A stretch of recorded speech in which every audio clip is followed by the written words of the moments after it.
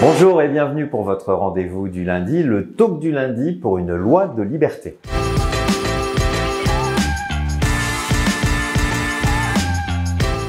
Eh bien aujourd'hui c'est un talk tout à fait spécial, c'est un best-of qu'on vous fait pour vous rappeler nos invités depuis le début de l'année, notamment évidemment Lynn Renaud, Bertrand Delanoë, les parlementaires Olivier Falorni, Jean-Louis Touraine et bien sûr Marine Brenier. Merci à Franck d'avoir concocté ce best-of et puis n'oubliez pas surtout, il y a toujours la pétition.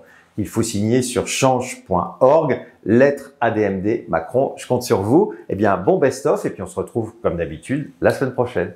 Alors, tu es membre du comité d'honneur de l'ADMD et puis depuis la sortie de ton nouveau livre qui fait un carton dans toutes les librairies françaises, tu parles énormément du droit de mourir dans la dignité. Tu as même dit dans plusieurs interviews que tu voulais en faire un de tes nouveaux combats à côté de celui de la lutte contre le sida. Je veux te rejoindre dans mourir dans la dignité. Pourquoi ne pas mourir dans la dignité? Il faut obtenir ça. Quand on est en fin de vie, il ne faut pas s'acharner. Voilà.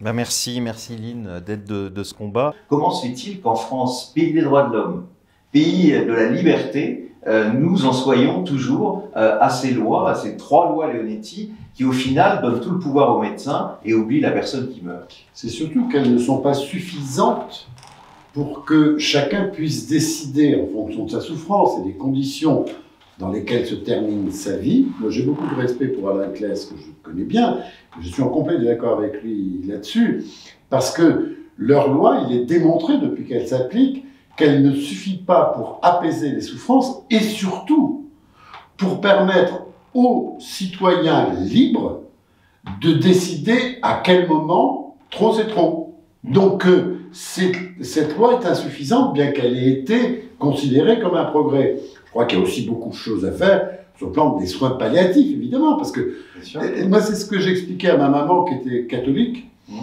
qui adorait Simone Veil et qui était opposée à l'IVG. Je dis mais attends, on n'impose pas de pratiquer une IVG. Une femme catholique qui, par conviction, ne veut pas la pratiquer, ne la pratique pas. Et le droit à mourir dans la dignité, c'est exactement la même chose. C'est un droit. C'est pas une obligation. C'est-à-dire que chacun peut être maître de son propre destin. Dans quelques jours, donc, ta proposition de loi va être discutée à l'Assemblée nationale. D'abord, est-ce que tu pourrais un peu revenir sur la genèse de cette histoire? Nous, à l'ADMD, tout le monde te connaît puisqu'il y a très très longtemps que tu milites pour cette cause. Mais qu'est-ce qui t'a amené justement à devenir un militant du choix de la fin de vie? Comme souvent, ce sont des expériences personnelles douloureuses qui ouvrent à ces jeunes les yeux sur des réalités souvent insupportables. Donc c'est malheureusement l'expérience que j'ai pu avoir dans ma famille de fin de vie douloureuse, atroce. Et puis ma mère, à un moment, a été confrontée aussi à cela, même si j'étais déjà militant de la DMD depuis des années.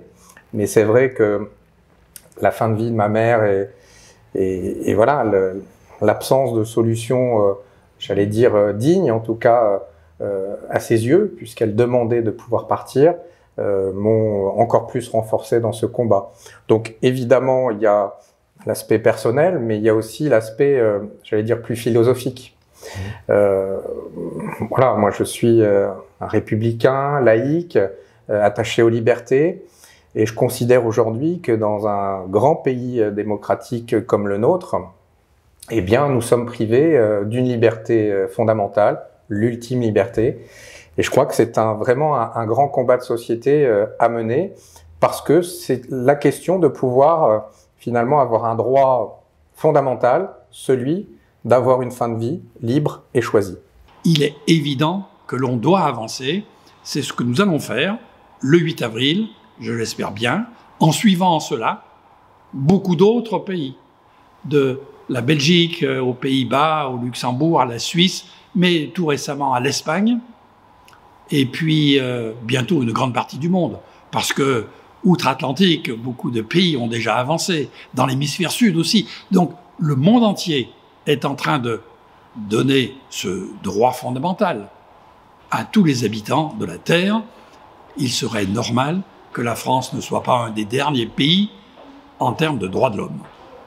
Le 8 avril, une proposition de loi d'Olivier Falorni, à laquelle nous allons apporter quelques compléments par voie d'amendement, va permettre de faire voter par les députés, nombreux à souhaiter cette avancée, cette évolution, ce droit, cette liberté de choix, va le faire voter et nous espérons bien que le vote sera positif, permettant ensuite l'évolution jusqu'à ultérieurement une promulgation de la loi. C'est quelque chose attendu depuis très longtemps déjà.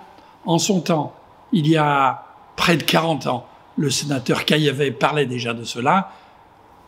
Il y a eu des centaines de rapports, des douzaines et des douzaines d'évaluations des lois antérieures. Tout le monde sait ce qui manque, tout le monde sait quel positionnement il nous faut adopter. Il n'est pas nécessaire de tergiverser davantage. Ne procrastinons pas. Faisons la loi tout de suite pour satisfaire les Français en détresse. Alors, on a la chance d'avoir Marine Brenier, qui est une des 4 députées qui a déposé une proposition de loi. Les autres, c'est à la fois celle de Caroline Fiat, celle de Jean-Louis Touraine et bien sûr celle d'Olivier Falorni qui sera discutée. Alors peut-être une première question, Marine. Alors à la DMD maintenant tout le monde te connaît puisque depuis quelques mois et je dirais même depuis quelques années tu as toujours été extrêmement clair sur tes convictions. Mais qu'est-ce qui t'a amené à cette conviction que chacune et chacun doit pouvoir décider, choisir le moment et la manière de pouvoir mourir? En fait, c'est un sujet qui me tient à cœur depuis longtemps. Déjà, par le biais de mes études, j'ai fait un master en droit de la santé et à l'époque, il y avait la première loi Leonetti qui était passée sur la fin de l'acharnement thérapeutique et c'était un sujet qui m'intéressait énormément. Et puis, comme beaucoup de monde, j'ai été amenée à perdre des proches dans des conditions plus ou moins faciles et j'ai eu des amis qui se sont un peu libérés sur le sujet lorsque j'ai déposé ma première proposition de loi. C'était sous l'ancienne législature, un peu pour compter les autres parlementaires de droite qui étaient favorables au sujet. Et depuis, j'ai reçu énormément de témoignages de personnes qui me racontent des choses très lourdes, très difficiles.